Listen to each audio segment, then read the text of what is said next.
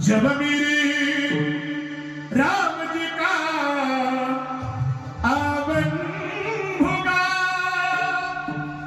शबर की कुटिया का पावन होगा.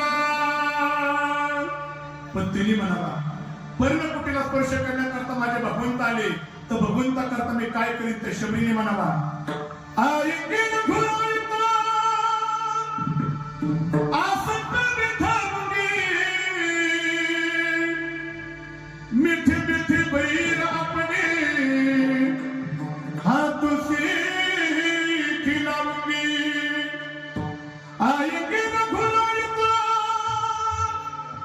आसक्त बिठाऊंगी,